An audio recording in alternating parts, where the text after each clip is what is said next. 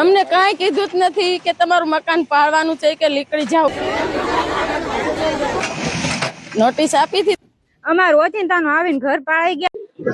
સોમવારે સવારે ડિમોલિશન હોય દરેકે પોતપોતાના મકાનમાંથી જે એરા મારેલા છે કપાટમાં જાય છે ટીપી રોડમાં એ સામાન ફેરવી નાખો.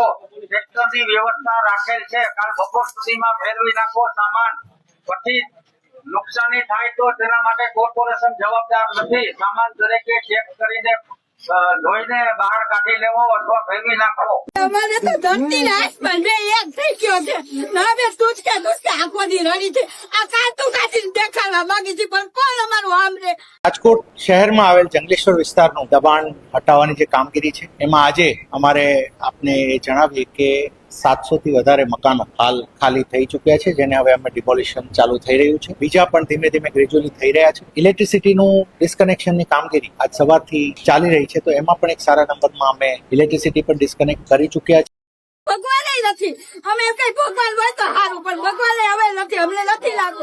હાલ સુધીમાં અમારું તમામ મશીનરી ઓન પ્લેસ આવી ચૂકી છે અને એ જ રીતે પોલીસ ફોર્સ પણ સારા એવા નંબરમાં અત્યારે અવેલેબલ છે. અને બાય એન્ડ લાર્જ જે અમે આપની સાથે જે રીતે આયોજન શેર કર્યું હતું એ જ આયોજન મુજબ હાલ આ કામગીરી ચાલી રહી છે. હું ફરીથી જણાવું છું કે 700 થી વધારે મકાનો એટલે કે જે અમારો 1498નો જે આવાસનો ટાર્ગેટ હતો, જે ઘરોનો ટાર્ગેટ હતો, એની સામે 700 થી વધારે ઘરો હવે હાલ અમે ડિમોલિશન સ્ટેજમાં આવી ગયા કહેવાય, કેમ કે હવે ત્યાં કોઈ માણસો છે નહીં. કોઈને કોક દયા આવે, કોઈ મારે એવા સરકારમાં નોકરી કરતા હોય એને દયા આવે, મારું તો એવું આ પ્રમાણે હાલની કામગીરી છે. અમારા જેસીબીસ 64 જેવા જેસીબીસ જે કમિટ થયા એ પણ અમારી પાસે ઇન પ્લેસ થઈ ગયા છે. એની સાથે ટ્રેક્ટર્સ, ટ્રોલીઝ અને એ જે મશીન આવે છે, ગેસ કટરથી લઈને જે વ્યવસ્થાઓ, એ તમામ મશીન જે અમે પ્લાન કર્યા એ પ્રમાણે હાલ થઈ ચૂક્યા છે. એટલે એ રીતે હાલનો આ છે. હવે અહીંયા આપ જાણો છો ફૂલ ફ્લેજ પોલીસ અને મનપાનો એક જોઈન્ટ કંટ્રોલ રૂમ પણ અહીંયા જ બનાવવામાં આવ્યો છે.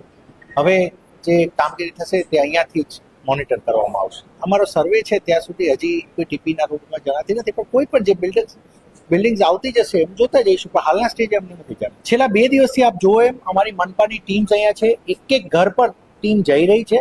અમે કન્વિન્સ કરી રહ્યા છીએ, લોકોને સમજાવી રહ્યા છીએ, અમે વેકેટ કરવા માટે પણ સમજૂત કરી રહ્યા છીએ, અમને એનો સહકાર પણ મળી રહ્યો છે. અને અમે આ 2 દિવસથી તો છેલ્લા અમારી મશીનરી આપી છે લોકોને કે લોકો સુરક્ષિત રીતે ત્યાંથી નીકળી શકે. એ બધે મનપાની મશીન એટલે આ અમારું છેલ્લા 2 દિવસથી આ કામગીરી શરૂ જ છે. એને અમે એઝ સુન એઝ પોસિબલ, કારણ કે રોડ તો બનાવવાનો છે, એ જ ધ્યેય છે, તો બનાવવામાં. હવે જેમ ઘર ખાલી થતા જાય છે અમારી માટે હવે એક ફ્રી સ્પેસ છે. પણ પ્રોબ્લેમ એક બીજો એ પણ છે કે નાની થોડી આમ એરિયા, નાની ગલીને એમાંથી કરવાનું, એટલે અમારી માટે થોડું એક ટેકનિકલ બધું આયોજન કરીને અમે કરી રહ્યા. ગરીબ માણસને બચાવી લે, આમાં કોઈ ટુવાર નથી ભાઈ. બધા ગઈડા માણસ છે, 65 વર્ષની ઉંમર થઈ ગઈ છે, હવે એને રહેવા દે. એને પાસે કાંઈ સહાય નથી, ખાલી રહેવાનું ખાવાનું બસ, બીજી એની કોઈ આશાય નથી, કોઈ કામમાં વાળા નથી. અને આ તો સવારના 6 વાગ્યામાં જીસીબી મારી દીધું. મેં એને રિક્વેસ્ટ કરી કે સાહેબ મને સાંજ સુધીનો ટાઈમ દો, 6 વાગ્યાનો ટાઈમ દો, મારું બધું ઉતાર લે. અત્યારે મારો તમામ પતરા, બાયણા, દરવાજા બધું, લાઇટ બિલ, પંખા ને બધું મારું ભાંગી